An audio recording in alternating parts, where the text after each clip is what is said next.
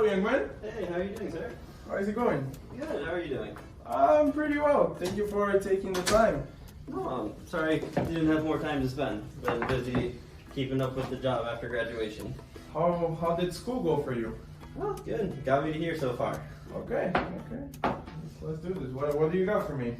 So, starting with a little bit of a recap, kind of making sure we're going in the right direction with what you're concerned about in your email. You're kind of concerned about how long your finances will last, you and your spouse, Yes. as well as, kind of how the taxes work with it and how much you'll be paying in taxes as you go down the road. So what I did for you is, over here, I built you a financial model. Okay.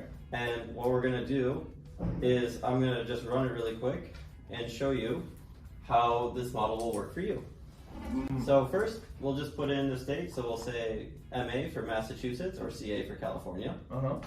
Then we'll put in the same information you gave me in your email. So your IRA account will be 400,000. 400,000. Your savings account balance will be 580,000. Correct. 580. And then your interest rate for the IRA was 8% or 0.08. Correct. 8%. And then 6% or 0.06 for your savings. Correct. 6%. Your annual expenses you mentioned, I believe, were 81,500. 81,500. We look forward to that. And then we're starting it for this year, correct? Yes. Because you retired this year. 2023. Perfect. And then starting age is 62. 62. And when we run the model, a couple of things will happen. You'll get a couple of graphs here. The first one will kind of show you what your savings look like over time. Okay. Less your expenses and inflation. So not exactly what we were hoping for when we started running the model. We double checked it, triple checked it, made sure that these are the correct numbers. So my partner's prediction that our IRA savings are not gonna go up to 80 or the life expectancy, right? So yeah, so it kind of was a little closer to, just dividing your total savings by, your expenses. Okay.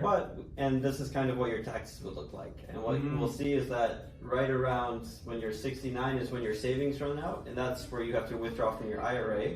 And when you withdraw from your IRA, that's where your taxes will increase because that counts as income, essentially. So that's taxable. Understand. So if we do the same thing for California now, okay, we'll see that it kind of follows a very similar trend. Around 77 years of age is when you'll run out of your cash flow. Okay. And then the taxes look very, very similar. So one thing that I want to kind of point to is in this table is that you'll see here, if you're ever looking at this, because this model, kind of how I showed you how to run it at the beginning, you can run it yourself, you'll have access to it, and you'll want to look at here on the left side where you can keep track of what year we're in and what your age will be. Okay. And then you can kind of go across the row to see what your finances look like for your IRA, for your savings, your annual expenses should be for that year, your taxes for for the state and federal based on what state you choose. Our annual expense is considering the customer price index change as well, right? Yep, just like we took that into account because your partner was concerned with prices are always increasing. Yes. So we made sure to take that into consideration with 88,000 being for the first year this year because this year has the highest inflation of all the years for the next 36. And the taxes, the total tax paid, they seem a little bit lower in California than in Massachusetts in our current budget. Why is that so?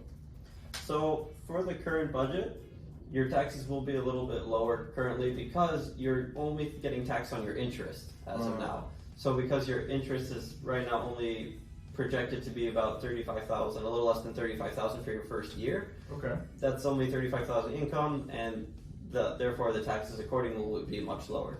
Where we will see is as you start getting closer to withdrawing more from your IRA account, that's when your taxes will start to increase significantly. Understood. And this is what we're trying to look to avoid as much as we can. Understood. So there's a couple of ways we can go about this. So one of the simpler ways would be, let's see if we can just reduce the budget by 10,000, so you're at 71,500. So when we look at that, we see that you get a few more years in terms of you really kind of stretch your budget out a little bit. And with taxes, you kind of see a similar trend, except it's delayed. So instead of being around 69 when you start pulling out from the IRA and seeing that increase, it happens around 71. Understand. And if we look at California, you'll see a very, very similar graph. Same thing, you'll last till about 80, so there's no significant tax difference any different tax structure won't matter in the long run in terms of you'll around 80 years old is when you'll run out of finances. So I understand that lowering the budget to 71K, it would get us to our life expectancy, considering that we would lower the budget, correct? So it would get you closer, but not quite there, because 78.5 is the average life expectancy for that the government predicts, and you're in great condition, great health, and you're still running marathons. Thank you, young lad. So 3 years is looking on the low side for your extra life expectancy you're adding to yourself. Okay. So we also took that into consideration. That you also mentioned what happens if we moved from Massachusetts to California, or California to Massachusetts. So we looked at both of those as well. When we were looking at whether you're going to live in Massachusetts or live in California full time, and possibly we were looking at what happens if you would sell your other house. So we were using the median house prices. We don't know your actual house price, and we didn't want to assume. So we just took the median to get a good ballpark of what you were looking at here. Okay. And what we would see is that very conservatively, you could get at least $300,000 worth of cash to put into your savings account from the sale of your home in Massachusetts and your move to California. And when we look at this graph, it really extends your finances for how much you can afford till you're almost 90 years old. Okay. So you can keep running marathons for the next couple of decades and be A-okay. I appreciate that, young lad. And when we look at the taxes, it has a very similar trend as previously, as we did with reducing our budget by $10,000, in that it just delays that spike of when we pay for IRA, because our savings will have more in it that we can draw from. Understood.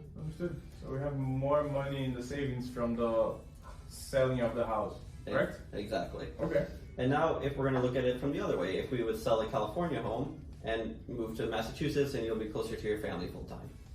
So that housing price for California is significantly higher, and you'll be able to capture about $600,000 of the sale conservatively. And we look at it here, this shows even more. So you're almost at 90 now. But what's also really important is that when you get to this point, it's showing how long it takes to get to 90, how much you can spend and how much you'll be spending at that time. Same thing with when we look at the taxes here. The taxes are much more even, so you're paying less in taxes until you're 80, and that's where you start to rely fully on your IRA account again.